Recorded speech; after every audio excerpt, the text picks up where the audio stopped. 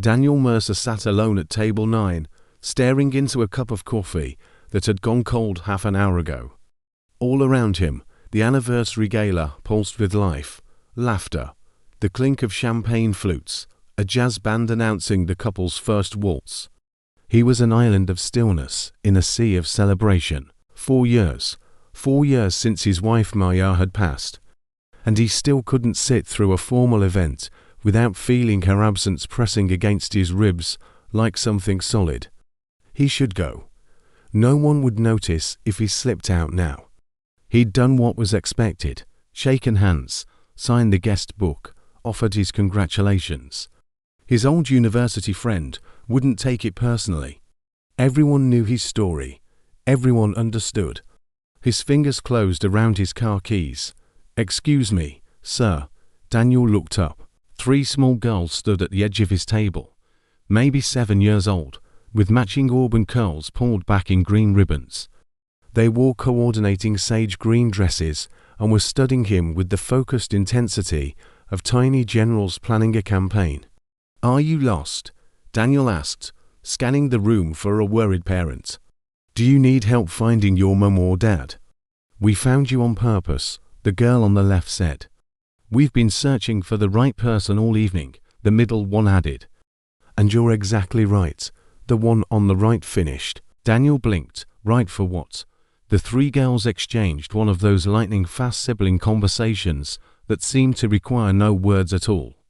Then, in perfect unison, they leaned forward close enough that Daniel caught the scent of apple shampoo. Their voices dropped to urgent whispers.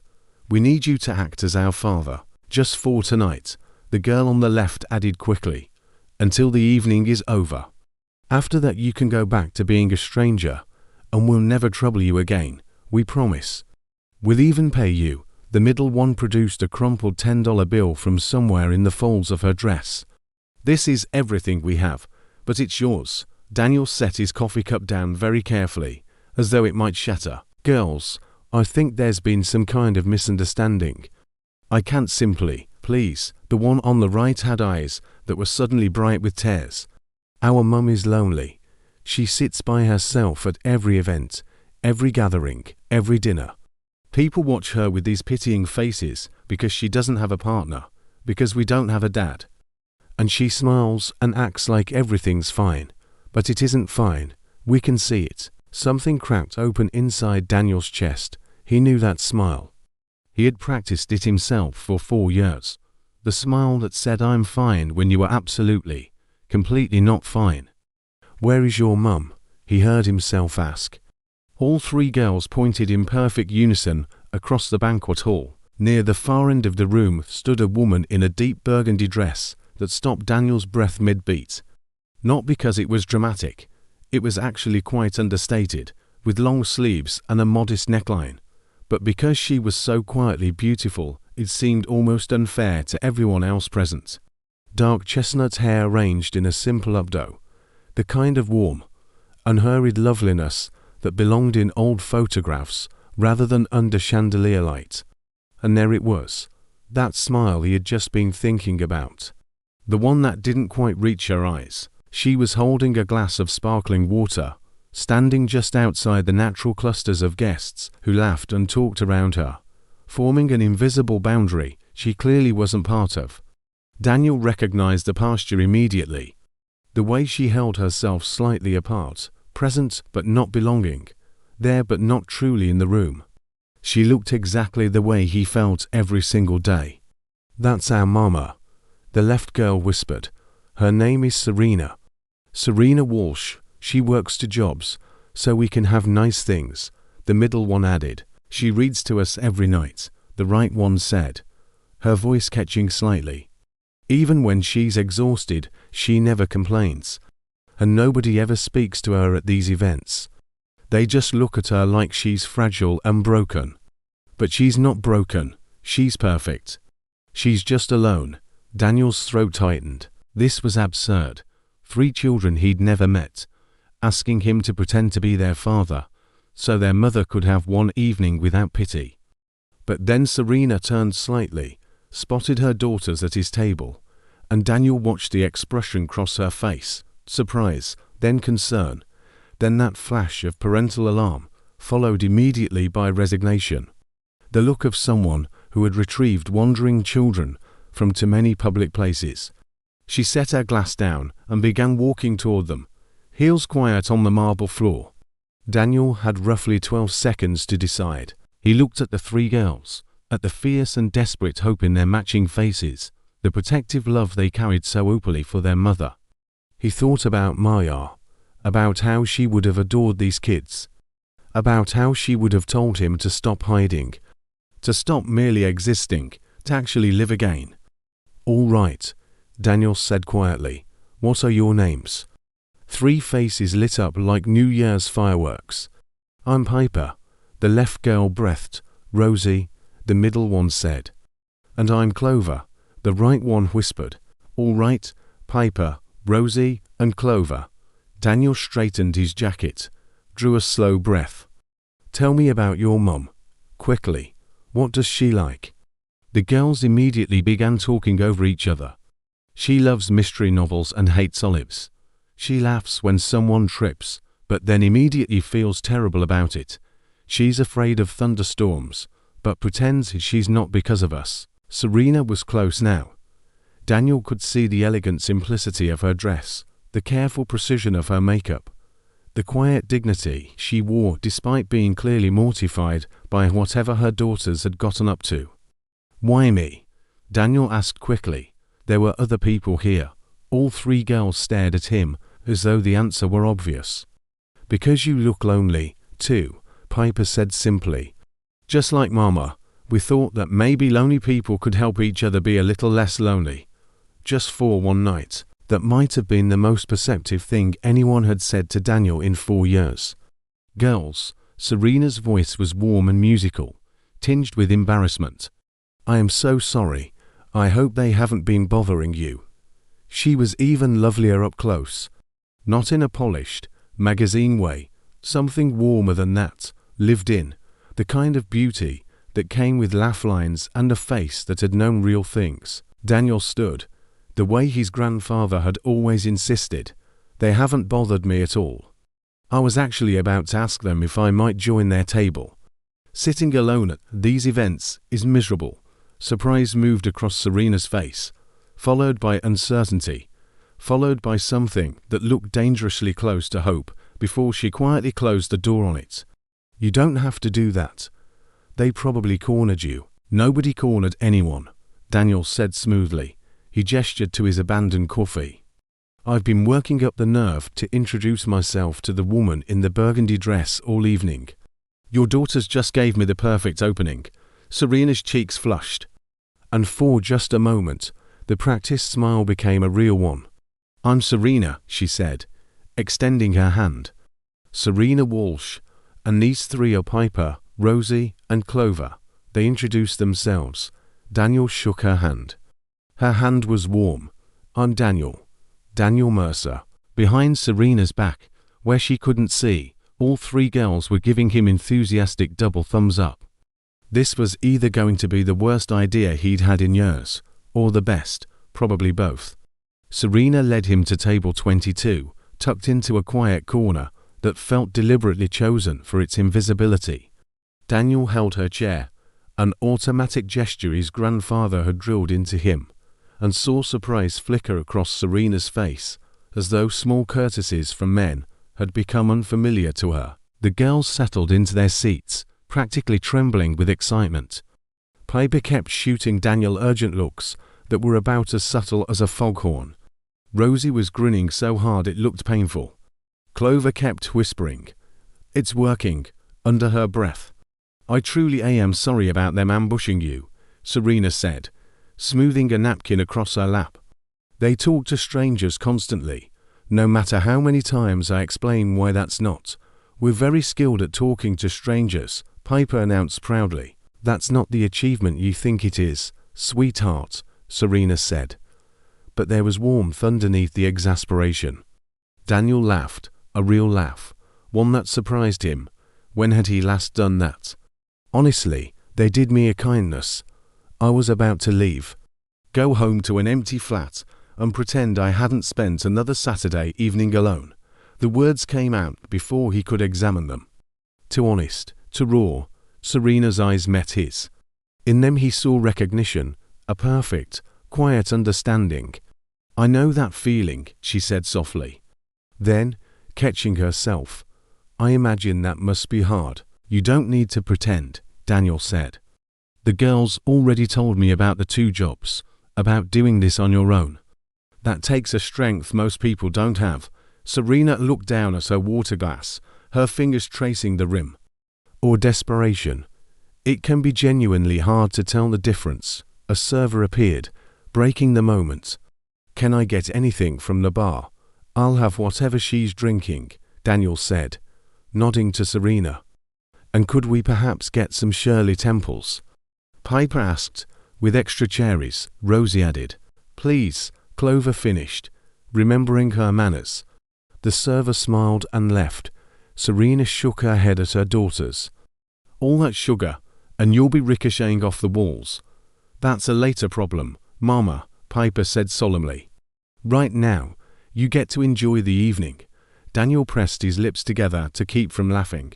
These 3 were something else entirely. The evening unfolded in ways Daniel hadn't anticipated. Conversation came easily, about the event, about the absurdly ornate floral arrangements, about whether the dessert would be chocolate or lemon. The girls chimed in with running commentary, reporting in whispered alarm when an elderly gentleman's toupee shifted during a toast. "Girls, that's not kind," Serena said, fighting a smile. "But it's accurate," Clover protested. "We're just being observational. The word is observant," Serena said. "That's what I said," Clover replied. For the first time in 4 years, Daniel felt like a person, rather than simply a widower moving through days. The girls were quietly hilarious. Serena was sharp-witted and warm, matching his humor beat for beat. Something in his chest that had been locked tight for a very long time began, cautiously, to loosen. "Dance with Mama," Piper announced suddenly, as if she had been building toward this moment all night, which Daniel suspected she had. "Piper." Serena's face went pink. "You can't just. The band just announced an open floor," Rosie added helpfully. "That means everyone, including you 2. "Especially you 2, Clover added, looking between them with the focused determination of a small, determined general. Daniel stood and offered his hand to Serena. "I think we're outnumbered." Serena looked at his hand as if calculating the risk. "I haven't danced in 5 years. "Neither have I. We'll step on each other's feet and probably embarrass ourselves. But your daughters have gone to considerable effort tonight, and I'd hate to let them down."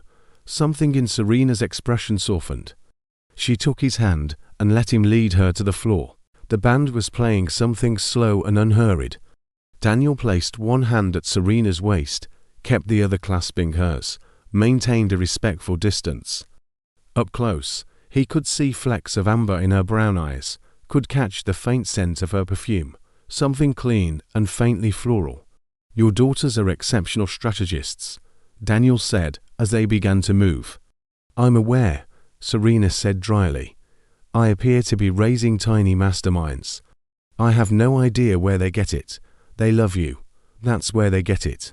They can't stand seeing you sad, so they recruited the first likely-looking stranger they could find." He paused. "Should I be offended they chose someone who looks lonely? I think we should both be quietly flattered they recognized kindred spirits." They danced without speaking for a moment. Daniel realized, with something close to astonishment, that he was actually enjoying himself. "Can I ask you something?" Serena said quietly. "Of course. Why did you say yes? When they asked you, you could have said no." "Should have said no. It's a mad request by any measure." Daniel thought about it. "Because I saw your face when you realized they might have been bothering me. You were already preparing to apologize, already bracing for disappointment, and I thought, I know that feeling. I know exactly what it is to prepare for the worst because hope feels too expensive." He paused. "I suppose I wanted to give you one evening where you didn't have to brace." Serena's eyes glistened. That's the kindest thing anyone has said to me in a very long time. Your daughters may have been onto something. The lonely helping the lonely, she asked. Is it helping? Or are we simply very good at pretending? Daniel smiled. Does it matter? Just for tonight. Pretending feels rather good. The song ended. Daniel began to step back, but Serena's hand tightened slightly on his shoulder. One more, she asked, almost shyly. I don't mind at all. They danced through 3 more songs. Other couples joined them, and suddenly Serena wasn't the solitary woman standing apart from the room anymore.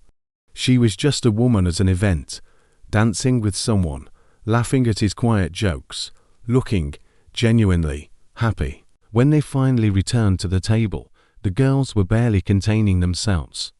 You danced through 4 songs, Piper reported, as though she had been keeping official record. Mrs. Alderton noticed, Rosie added. She's the one who always gives Mama the sad look, but she didn't look sad this time. She looked surprised. Mission accomplished, Clover whispered, and the 3 of them exchanged covert high fives beneath the tablecloth. Daniel and Serena exchanged a glance. They had been thoroughly outmaneuvered by 7-year-olds, and somehow, neither of them minded one bit. The rest of the evening passed in a warm blur. Daniel danced with each girl in turn, Piper standing on his shoes, Rosie spinning until she was dizzy, Clover demanding to be dipped as dramatically as physically possible. He made Serena laugh so hard, she covered her face with both hands. They shared a dessert that turned out to be lemon, settling that debate conclusively. For 4 hours, Daniel forgot he was a widower. Serena forgot she was a single mother working 2 jobs to keep the lights on. They were simply 2 people having a good evening, aided by 3 small girls who looked almost impossibly pleased with themselves. As the event began to wind down, reality crept back in. The band announced the last number. Guests gathered coats and bags. The spell was beginning to break. I should get them home, Serena said, glancing at her daughters, who were beginning to droop despite the sugar. It's well past bedtime. Of course, Daniel stood, suddenly uncertain. Did he ask for her number? Pretend the whole thing had been a pleasant accident and leave? What was the protocol for an evening arranged by children? Before he could decide, Piper appeared at his elbow. Mr. Daniel, she said, very seriously. Thank you for being our pretend dad tonight. You were quite good at it. Something cracked clean open in Daniel's chest. You're welcome, Piper. Thank you for choosing me. We didn't choose wrong, did we? Rosie asked, looking between the 2 adults. You had a nice time, didn't you? We had a very nice time, Serena confirmed, her voice gentle.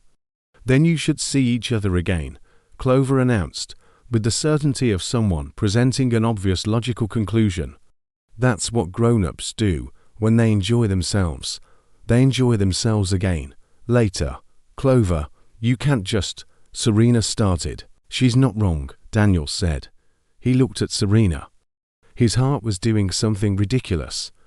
I know all of this started as pretend, but I haven't enjoyed an evening this much in 4 years. And I'd like to see you again, for real, this time, no pretending.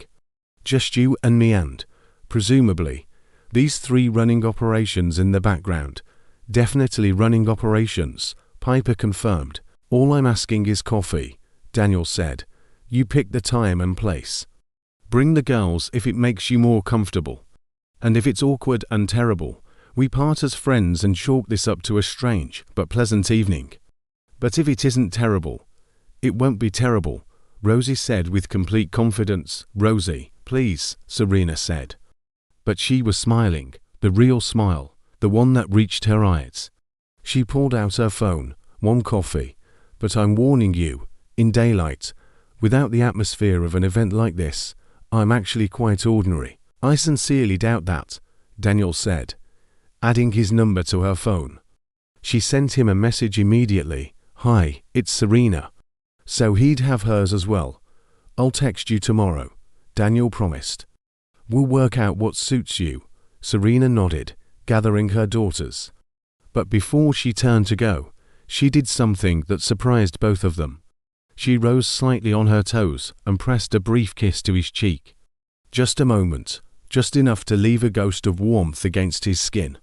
"Thank you," she whispered, "for playing along. For making tonight feel special. For being kind." And then she was gone, steering 3 tired girls toward the exit, leaving Daniel standing on the dance floor with one hand against his cheek and something that felt dangerously close to hope beginning to stir in his chest. That night, Daniel lay in his flat staring at the ceiling, unable to sleep. His phone glowed on the nightstand, Serena's number in his recent messages. He thought about Maya, about how she had been gone for 4 years, about how she would have wanted him to be happy, would have told him to stop going through the motions and start actually living. His phone buzzed. A message from Serena, sent at 10 minutes to midnight. "The girls will not stop talking about you. They're calling you their project. Fair warning. If we do have coffee, they will consider it a massive victory and become entirely insufferable about it." Daniel smiled in the dark and typed back, "Tell them the project is already a success. I haven't smiled this genuinely in years. Also, I insist on paying. That $10 they offered me is weighing on my conscience." Serena's reply came quickly. "They'll want it back. They're saving for a cat, have refused approximately 600 times. What if I buy the coffee and contribute to the cat fund?" A pause. Then you're absolutely trying to bribe your way into our good graces. Is it working?" A longer pause. Daniel held his breath. "Yes, coffee on Thursday. There's a place near the hospital. 2 o'clock. I'll be there." Thursday arrived wrapped in nervous energy. Daniel changed his jumper twice, questioned his hair in the mirror, arrived 12 minutes early, and had to sit in his car to avoid looking overeager. Serena was already there when he walked in, sitting at a corner table with a tea in front of her. She'd changed out of her nursing scrubs into a soft grey cardigan over dark jeans, her hair down for the first time. "Hi," Daniel said, suddenly feeling 17. "Hi," Serena replied, and he could see she was just as nervous. "I ordered already. I hope that's all right. I have to collect the girls from school at 3:30, so I wanted to make the most of the time." Sensible. Daniel ordered at the counter and returned to the table. For the first few minutes, conversation felt careful. Without the warm glow of the event and the girls acting as willing buffers, they were simply two people trying to find their footing. But then Serena asked about his work. Daniel was an architectural designer, and he asked about hers, and they fell back into the same easy rhythm from Saturday night. She told him about difficult shifts and impossible decisions. He told her about a client who wanted a building that appeared to defy the laws of physics. They laughed at the same things and groaned at the same frustrations. "Can I ask you something?" Serena said after a while. "Of course, your wife. How long has it been?" Daniel didn't flinch at the directness. He appreciated it. 4 years, a stroke. She was 37. No warning, no prior history. She was there one day, and gone the next. Serena reached across the table and briefly pressed his hand. "I'm so sorry." The girl's father, Daniel asked. "Fair was fair. Left when they were 7 months old," Serena said. Matter-of-factly. Said 3 babies was more than he'd planned for. "I haven't heard from him in almost 7 years. No support. No birthday cards. Nothing. His loss," Daniel said quietly, and meant it fiercely. "That's what I tell myself on the hard days." Serena's smile was tinged with something old. "The girls ask about him sometimes. I never know what to say except that he's missing out on knowing the 3 most extraordinary people in the world. You've done this alone. 2 jobs, 3 children. That's remarkable." "It's survival," Serena corrected. "Some days I barely keep it together. I burn dinner, forget permission slips, turn up to school concerts still in my work clothes because I didn't have time to change. I'm not winning any awards. Your daughters adore you," Daniel said. "They devised an elaborate scheme involving a complete stranger just to see you happy for one evening. That doesn't happen by accident. That happens because you've loved them so thoroughly that they can't stand to see you without love in return. Serena's eyes filled. You can't just say things like that. Why not? Because I might start believing you. And hope is a dangerous thing when you've been let down as many times as I have. Daniel understood that better than she could know. What if we were both brave enough to risk being let down again? Serena looked at him for a long moment. One more coffee, she said finally. Next week, yes, and maybe, if that goes well, dinner, absolutely. And if the girls start planning our wedding after 2 dates, you have to promise not to run. Daniel laughed. I promise, though I suspect they've already started. 1 coffee became 2. 2 coffees became dinner in a small Italian place on the high street. Dinner became a Sunday afternoon at the park with the girls. The park became a standing routine. Piper, Rosie, and Clover took full and vocal credit for everything, narrating Daniel and Serena's relationship in enthusiastic sports commentators. She just laughed at his joke. Folks, that's 4 laughs in 6 minutes. This is going extremely well. 2 months in, Daniel met Serena in the hospital car park, a particularly brutal shift. She walked out looking hollowed out, hair escaping from its clip, still in her scrubs. Bad one? Daniel asked. We lost a patient today. Serena's voice fractured. A child, 8 years old. I can't stop thinking about his parents, about what it must be like to have to say goodbye. Daniel pulled her into his arms, right there in the car park, and simply held her while she cried. No empty reassurances, no trying to fix it, just presence. Thank you, Serena whispered when she finally drew back, for not telling me it'll be okay, or that it's part of the job. Some days nothing is okay, Daniel said. Maya taught me that sometimes you simply have to sit inside the not okay until it passes. I really like you, Serena said abruptly. A worrying amount, for someone I've only known 2 months. Good, Daniel replied. Because I really like you too. A probably moving too fast, worrying amount. The girls are going to be insufferable when they find out we're actually together. Are we actually together? Yes, she confirmed when they stepped apart. We are, the girls were, as predicted, entirely insufferable. We made this happen, Piper announced at dinner that evening. We brought you together, not yet in love, Rosie corrected. But you will be. It's obvious, completely obvious, Clover agreed. You look at each other the way people look at kittens. Daniel bit back a laugh. Serena shot him a help me look, but he simply shrugged. The girls weren't wrong. 6 months after the gala, Daniel invited Serena and the girls to his flat for the first time. He'd been nervous about it. The flat was still full of Maya's things, photographs on the shelves, her favorite books in a row by the window. But Serena didn't flinch. She stood in front of a wedding portrait for a quiet moment.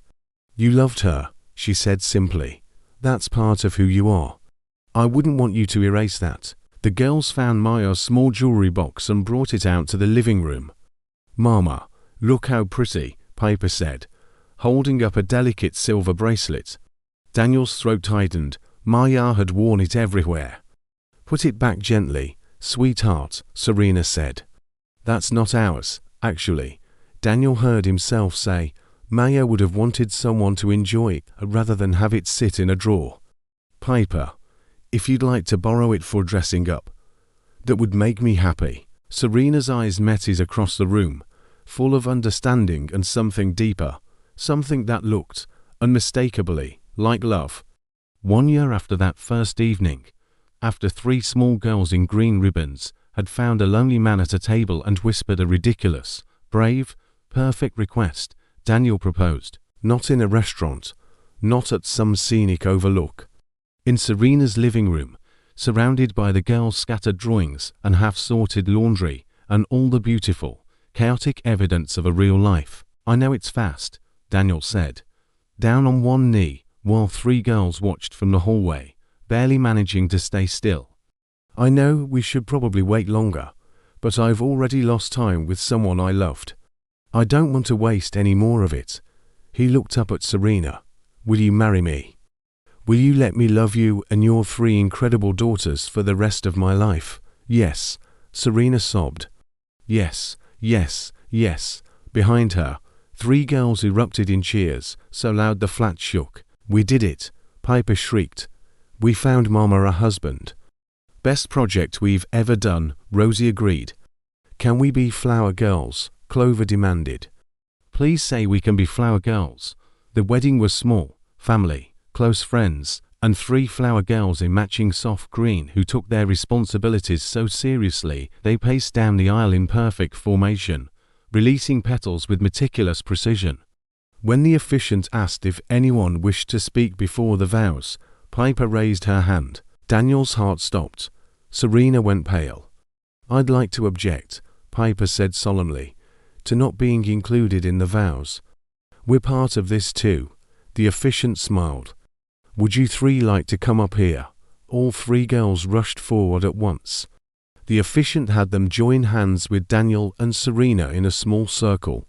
Do you, Daniel, take Serena to be your wife, and Piper, Rosie, and Clover to be your daughters? I do, Daniel said. His voice was not entirely steady. Do you, Serena, take Daniel to be your husband and partner in raising these 3 wonderful girls? I do. And do you 3 take Daniel to be your father? We do, they said together. There wasn't a dry eye in the room. 2 years later, Daniel stood in the kitchen of their new house, bigger, to hold their blended life, making breakfast while ordered chaos erupted around him. The girls, now 9, were arguing over whose turn it was to feed the cat. Yes, they'd gotten the cat. Daniel had been outnumbered 4-1. Serena came up behind him, slipped her arms around his waist, rested her head against his back. Good morning, Mrs. Mercer, Daniel said. Good morning, she paused. I have news. Something in her voice made him turn around. Serena was holding a small white stick. A pregnancy test, positive. We're having a baby, she whispered. The girls had, as always, impeccable timing. They materialized in the kitchen as if summoned.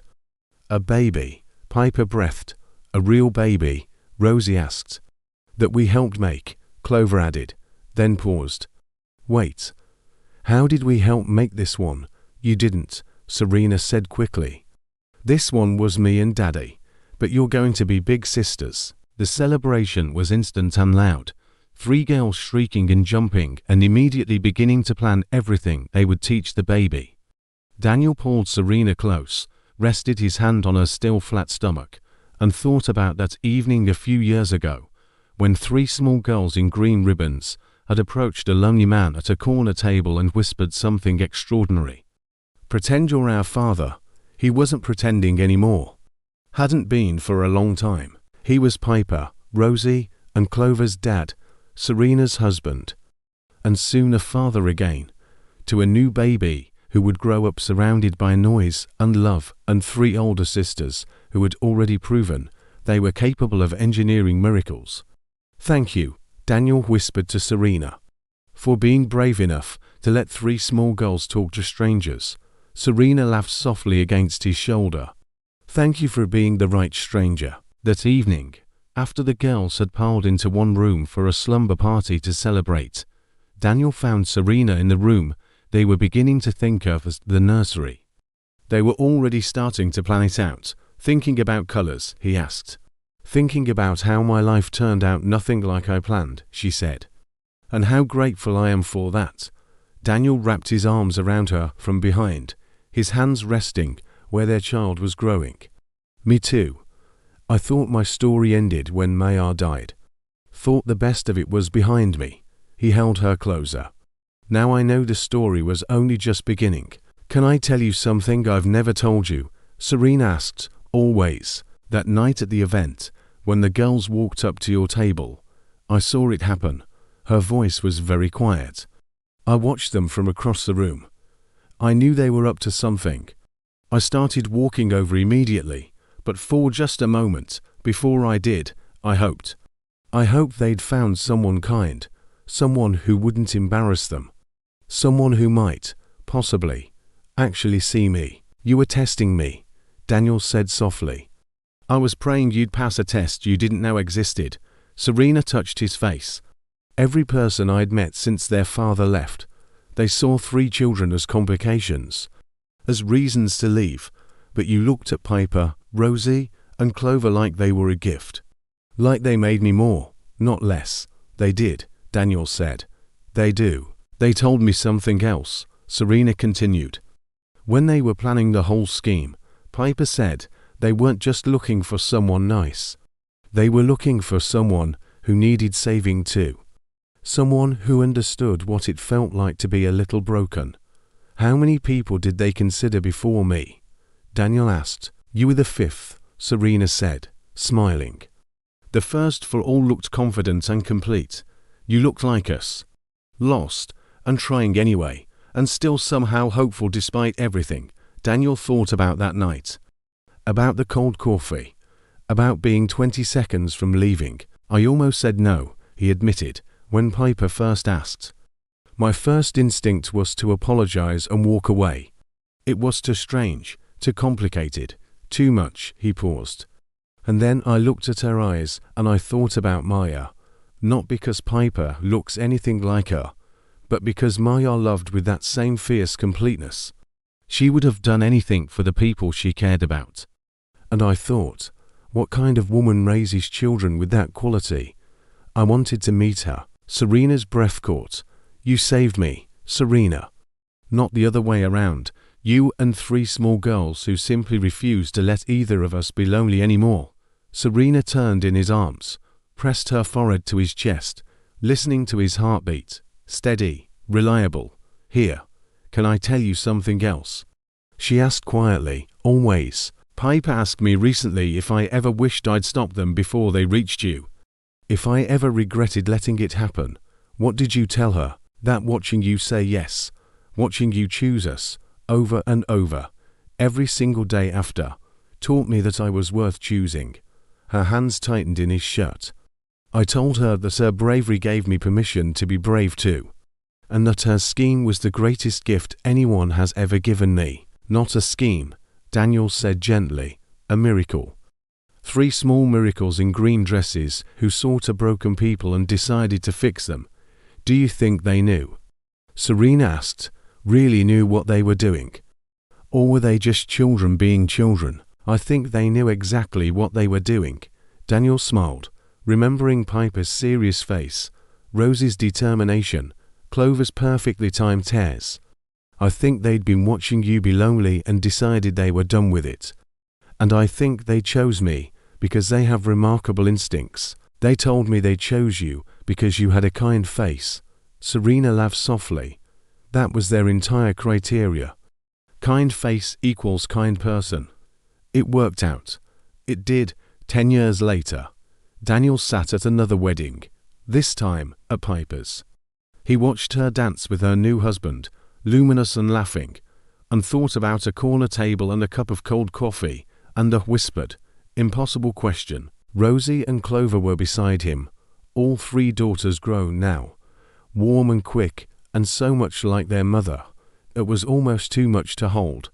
Serena slipped her hand into his. Her wedding ring caught the light. Small stones added over the years, 1 for each child, including the boy who was now 9 and currently attempting to smuggle an entire tier of wedding cake to a corner table. Do you remember? Serena said quietly, when you were sitting alone at an event and 3 small girls in green ribbons recruited you. Best recruitment of my life, Daniel said. Piper told me they planned the whole thing 4 weeks, Serena admitted. They'd been watching me be lonely and decided they were done with it. They even practiced their speech. I know, Daniel said. She confessed when she was 16. Said it was her first successful strategic operation, and that it inspired her to go into event management. Our daughters are masterminds. They get it from their mother. On the dance floor, Piper caught sight of them and raised her glass. Rosie and Clover joined her, and all 3 lifted their drinks in a silent toast to the stranger their mother had married, to the man who had become their father, to the family built from a whispered request and the courage to say yes. Daniel raised his glass in return. Some love stories begin with a single glance, some with grand gestures or careful plans. This one began with 3 small girls, a lonely man, and a quiet, brave, ridiculous plea, "Pretend you're our father." He had stopped pretending a very long time ago. Now it was simply real. Beautifully, chaotically, perfectly real. If this story touched your heart the way it touched mine, please don't let it end here. Let it remind you that kindness still matters, compassion still changes lives, and hope is never wasted. Subscribe and be part of our Heart Echo Stories family, where every story lifts the spirit and reminds us that light always finds its way back. And if this moment moved you, share it, because sometimes sharing hope is the kindest thing we can do.